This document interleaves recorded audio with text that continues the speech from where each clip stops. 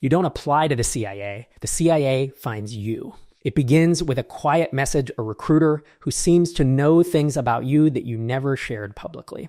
You're asked to fill out a form so detailed, it covers every job you've ever held, every country you've visited, every person you've been close to. Nothing in your past is too small to matter. The polygraph comes next.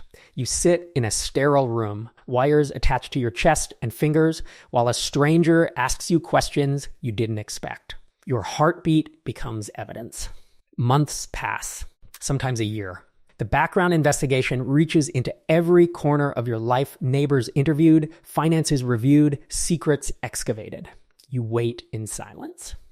Then, finally, the call comes. You've been accepted. But the person who picks up the phone that day will never be able to fully explain what just changed because everything just changed. You arrive at a building that doesn't look like what it is. The CIA's headquarters in Langley, Virginia, sits behind layers of security fences, gates, armed guards hidden in plain sight. In the lobby, a marble wall is engraved with stars won for each officer killed in the line of duty. Nobody tells you their names. That's intentional. Training begins at the farm, a covert facility where new officers learn the craft of espionage. You will run, climb, shoot, deceive, and survive. The curriculum is classified. You learn how to detect surveillance, how to know if someone is following you without ever looking back. You begin to see the world in patterns you can't unsee. You are taught how to build a cover identity, a fake life complete with history, habits, and backstory. You practice becoming someone you are not until you believe it yourself. The hardest part isn't the danger, it's the lying. You lie to your family about where you work. You lie to friends about where you've been. The truth becomes a luxury you can't afford. Your first posting abroad arrives as a single envelope. You open it alone. The city printed on that paper will become your entire world for the next 2 to 3 years. You operate under diplomatic cover, posing as a State Department official while running intelligence operations beneath the surface. 2 lives, 1 body, 0 room for error.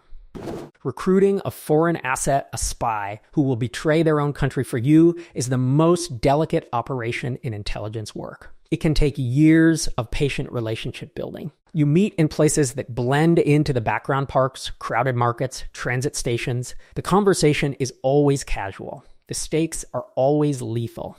Dead drops, hidden physical exchanges of information are still used. A chalk mark on a mailbox. A folded newspaper left on a bench. Ancient methods in a digital age.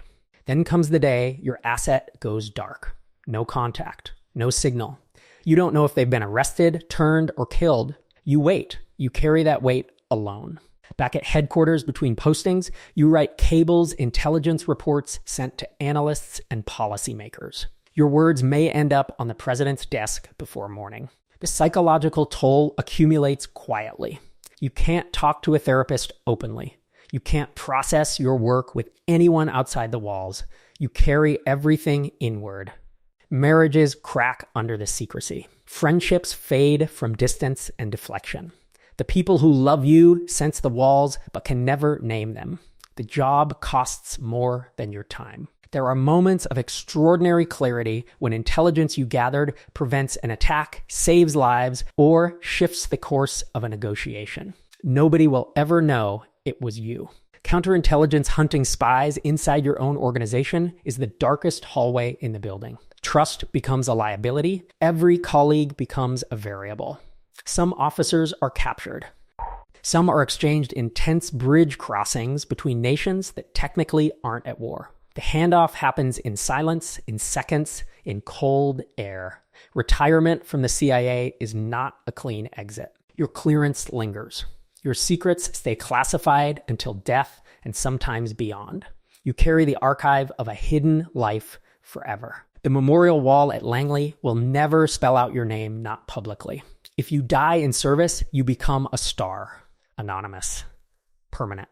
Unacknowledged by the country you protected. This is what it means to live in the shadows, not as a fantasy, not as a film, but as a real and relentless profession. You gave your name to a cause that will never say it back.